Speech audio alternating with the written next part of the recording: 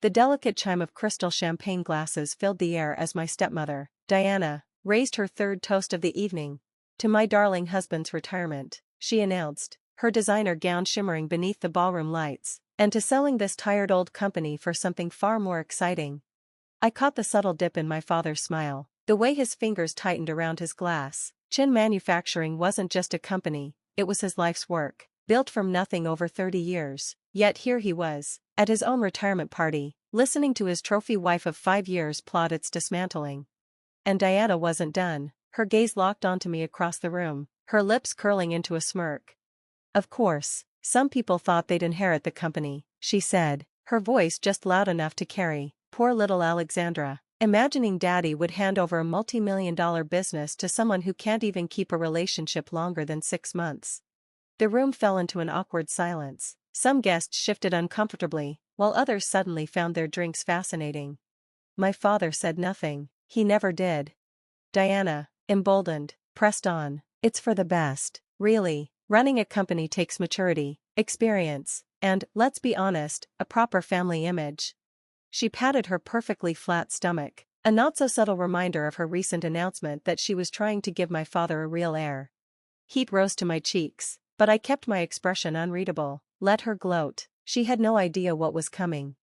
Diana's eyes gleamed with false sweetness. Would you like to say a few words, Alexandra? Maybe congratulate your father on his retirement and his very wise decision regarding the company's future?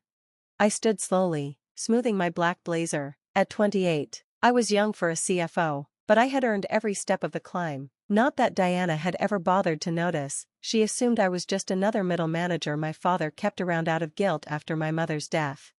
Actually, I said, my voice calm and measured, I do have something to say. Diana leaned back, her smirk widening. She was expecting tears, pleading, maybe even a tantrum. Instead, I pulled a thick envelope from my briefcase.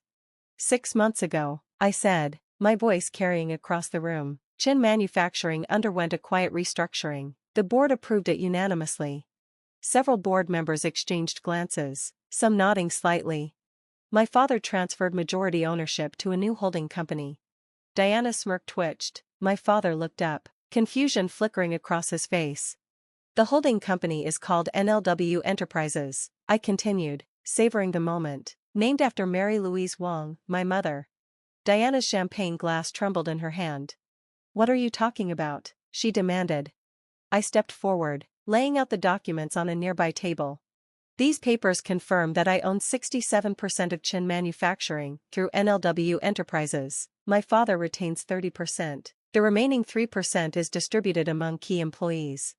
The room erupted, gasps, murmurs, the shuffle of expensive shoes on marble. Diana lurched forward, clawing at the documents, as if sheer desperation could erase them.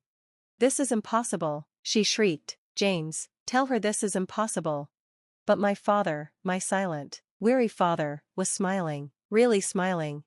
It's all legal, Diana, he said quietly. Alexandra earned this. She's been running the company for the last 2 years while I've been distracted. His eyes met mine, and for the first time in years, there was something close to pride in them. Diana, sputtering, turned an alarming shade of red beneath her flawless makeup. But, we had plans. The Hamptons house, the yacht club membership. About that. I pulled out another document. As majority owner, I've been reviewing company expenses, particularly the generous consulting fees funneled to your brother's fake marketing firm and those business trips that always seem to land at luxury spas. Diana went deathly pale. You wouldn't dare. I smiled. I already have. The board has approved a full audit. And the police? Well, they're very interested in some of the more creative accounting you and your brother arranged. James, Diana shrieked, her voice cracking. Are you really going to let her do this to me, your wife? For the first time in years, my father stood straighter, more resolute than I had ever seen him since my mother passed. My late wife, Mary, helped me build this company, he said, his tone firm. She made me promise that when the time came, it would go to our daughter. Alexandra has more than earned her place here. And you, he shook his head slowly, you proved yourself too, just not in the way you intended. Diana's world, carefully constructed and glittering with luxury, began to collapse around her. Her designer purse hit the floor as she scrambled for her phone, scattering its contents in all directions. Among them was a small USB drive, one I recognized all too well. It had disappeared from my father's office months ago, containing proprietary company designs. "Looking for a buyer for our trade secrets?" I asked coolly, picking up the drive. "That might explain all those lunch meetings with our competitors." Diana's face twisted with fury. She raised her hand as if to strike me, but before she could, my father caught her wrist, his grip unwavering. "Security will escort you out," I said calmly. "Your personal belongings will be shipped to you once they've been checked for any other company property, of course." I flashed her a saccharine smile, mimicking her own false sweetness. "And don't worry about the prenup, Diana, it's got a lovely clause about corporate espionage." As security escorted her out, her screams echoing through the lobby, the room buzzed with excitement. Board members congratulated me. Employees who had suffered under Diana's reign looked visibly relieved, and my father, he pulled me into a tight hug, his arms wrapping around me like they hadn't in years. "I'm so sorry, Alex," he whispered. "I've been such a fool. Your mother would be so proud of you." I squeezed him back, breathing in the familiar scent of his aftershave. "I know, Dad, I know." But our moment of reconciliation was cut short by the ringing of my phone. Diana's brother, Marcus, our head of IT security, said urgently, "We've caught him trying to delete files from the company servers. This is just the beginning, I'm afraid." I glanced down at the old wedding ring hanging from the chain around my neck, my mother's ring. It was the only thing I had left of her. "Ready for this, Dad?" I asked, my voice steady. He gave my shoulder a firm squeeze. "Lead the way, CEO." As we headed toward the elevator, Diana's shriek still rang out from the lobby, but I didn't flinch. I had learned from the best, my mother's sharp business instincts, my father's relentless innovation, and yes, even Diana's ruthless ambition. All of them had taught me invaluable lessons. Now it was time to show them exactly what those lessons had created. The morning after the retirement party, I arrived at Chin Manufacturing earlier than usual. The sun hadn't even risen, yet I found my father already in his office, sorting through years of memories. "Couldn't sleep either?" I asked, helping him pack a framed photo of him and Mom at the company's grand opening. "Been thinking about your mother," he said softly. "She always said you had her instincts. Watch out for that girl. She used to tell me, she'll outshine us both someday." Before I could reply, my phone buzzed. It was Marcus. "Miss Chen, we have a situation. Multiple attempts to access our servers from unauthorized locations, and you need to see this." Minutes later, I was staring at my computer screen in disbelief. Someone had leaked confidential company emails to our top competitors, but these weren't just any emails, they'd been carefully selected to make it look like Chin Manufacturing was involved in corporate espionage. "Diana," I muttered under my breath, "she's trying to trigger an industry-wide investigation." "That's not all," Marcus added, his voice grim. "She's also planted evidence suggesting your takeover was illegal. The press is already picking it up." At that moment, my phone exploded with notifications. "Tech heiress in hostile takeover scandal," one headline blared. "Family drama threatens industry giant," another screamed. My father's face went pale, his eyes wide with disbelief. "Alex, I'm so sorry, if I hadn't brought Diana into our lives." "No, Dad," I interrupted, my tone sharp, "this isn't your fault, but I know whose fault it is." I pressed the intercom button. "Janet, call an emergency board meeting, and get me Victoria Chin on the line." My father blinked. "Your cousin, the federal prosecutor?" I smiled grimly. "Diana wanted to play dirty, it's time to show her what that really means." The next few hours were pure chaos. Diana had already gone on a morning news show, playing the part of the wronged wife to perfection.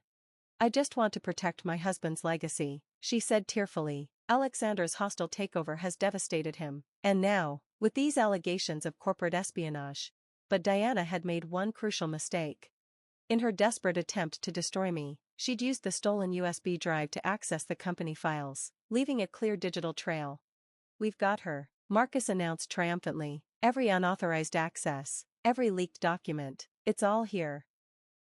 It all traced back to her brother's IP address. Marcus leaned back in his chair, a satisfied grin spreading across his face. "We found something else, emails between Diana and our biggest competitor, dating back months before she even married your father." The pieces clicked together like the final turn of a lock. She targeted Dad from the beginning, I murmured. The whole marriage was a corporate raid. The oldest trick in the book, Dad said quietly, and I fell for it completely. Just then, my cousin Victoria called back. Her voice was sharp and measured, but beneath it, I could hear the gears turning. You know, she said after a pause, we've been investigating Diana's brother's firm for months, tax fraud, money laundering, but we could never prove where the money was coming from. This could be exactly what we need. Then take it, I said, use everything. The very next day, as Diana prepared for another TV interview to slander me, federal agents raided her brother's office. By evening, both siblings were in custody, and the truth splashed across every business news channel. Corporate heiress unmasks CEO's wife in manufacturing espionage scandal. Family feud exposes years-long corporate conspiracy. Young CEO saves family empire from hidden takeover. But the real satisfaction came when Victoria called with the final twist. The prenup violation was just the tip of the iceberg, she said. The federal investigation uncovered offshore accounts, shell companies, and a pattern of targeting wealthy business owners for marriage scams. I exhaled sharply. How many? 7, she replied. 7 other victims, all wealthy men, all with valuable companies. You and your father were supposed to be number 8. Diana and her brother weren't just frauds, they were professionals. In the end, they faced federal charges for corporate espionage, fraud, and money laundering. The evidence was overwhelming. But before Diana was led away in handcuffs, I visited her in custody. She sat across from me, her designer outfit replaced by an orange jumpsuit, her manicured hands gripping the table. How? She demanded, her voice thick with fury. How did you know what I was planning?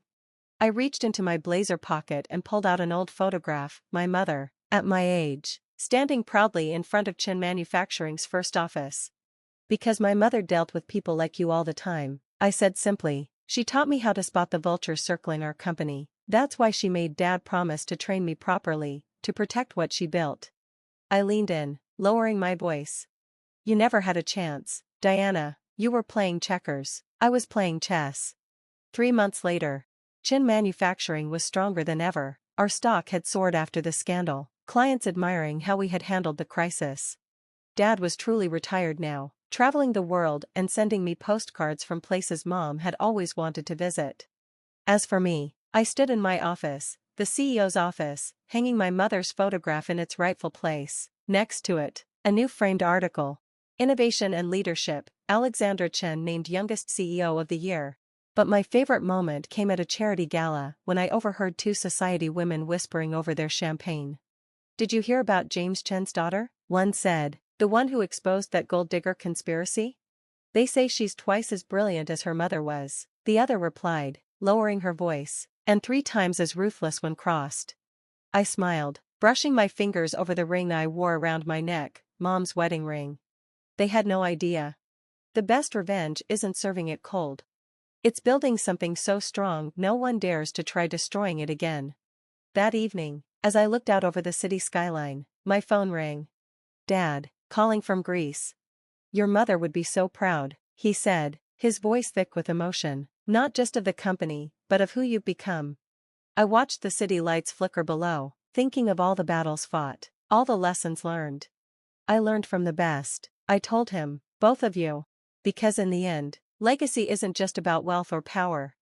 It's about the strength to protect what matters, the wisdom to see through deception, and the courage to fight for what's yours.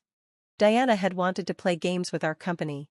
Instead, she helped forge exactly the CEO Chin Manufacturing needed, one who could see a threat from a mile away and handle it with a perfect mix of grace and steel. Just like Mom would have done.